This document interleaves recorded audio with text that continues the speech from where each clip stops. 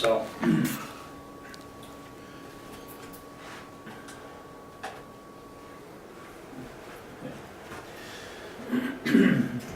Okay, everybody had a chance before the break to share some of what you've accomplished as well as what some of your goals and objectives are for this coming year. And a few of you may have heard this at the RIA meeting here a few weeks back, but most of you haven't heard that. I'm going to talk a little bit about planning and putting a business plan together.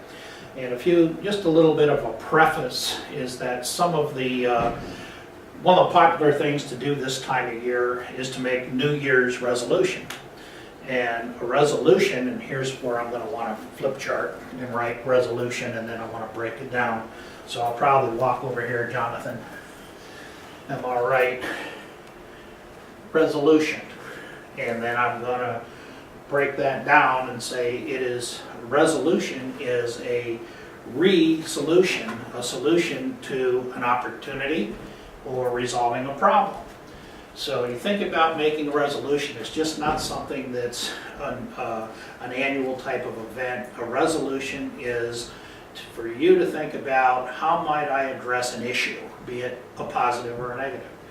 So we're going to take some time today and talk a little bit more about what goes into in business, what goes into making resolutions or goals, objectives, or coming up with solutions to capitalize on the opportunities that are before us or address some of the weaknesses or problems that we have.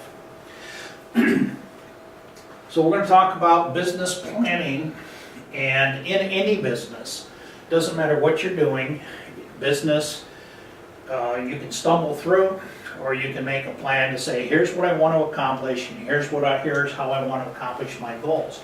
And not planning is basically planning to fail. How many of us here have, in years past, developed a business plan? And how many of us have a plan, even if it's just maybe informal, at least in your mind, you've got some goals and objectives. And if you can get those down on paper, how many of us have put our plans, our thoughts for the new year on a piece of paper? Well, that's good. And what we want to talk about is, now that we've captured the thought, how do we develop that into what we would truly call a business plan, not just a list. If you write things down, you've got a list. If you can do some of the things we're talking about here, we need to not only set our goals, but we need to establish timelines and quantify what our goals and objectives are so that we can measure them and tell how and if we're making progress toward the goals that we've set. So with our goals, we start out long term. And before we develop our business plan, we should be thinking, what do I want to do long term?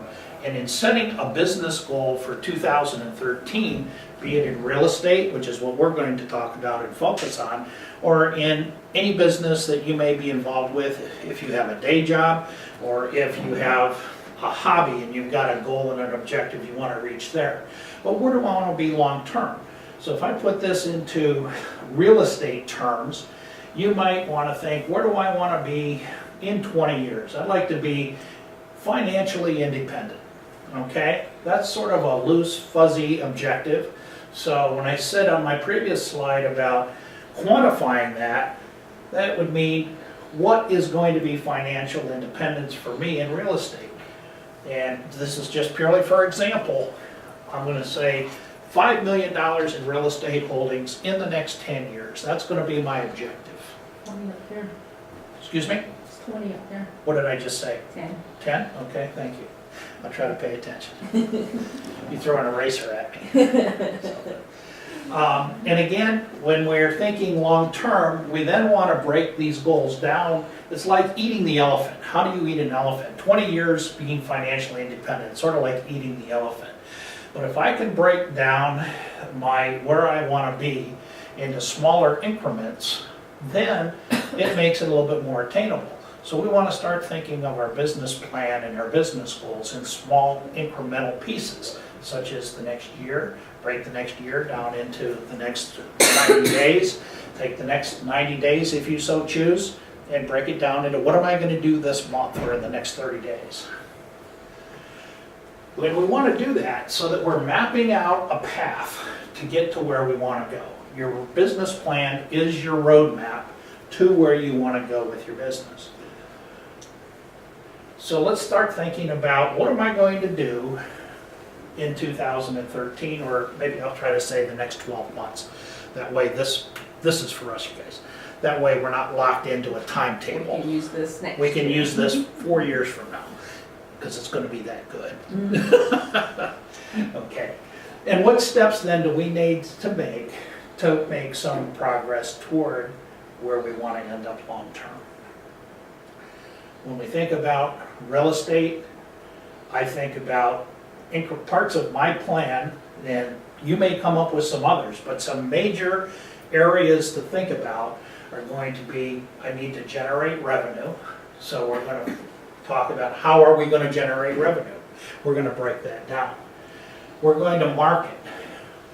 We're going to have a power team, and by a power team, some people call this a dream team.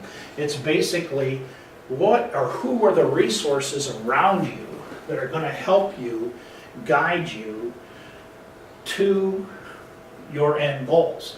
Are there people that you're going to, bounce things off of, give you some insights, get you on track when you're off track, or help you implement part of your plan? Networking I've also put down here because in our particular interest with real estate, a network is invaluable to your not only finding properties, but finding tenants, finding contractors, finding buyers, sellers, doesn't matter. Network is, I think you'll find if you haven't already, is going to be one of your most powerful tools it ought to be a part of your business plan.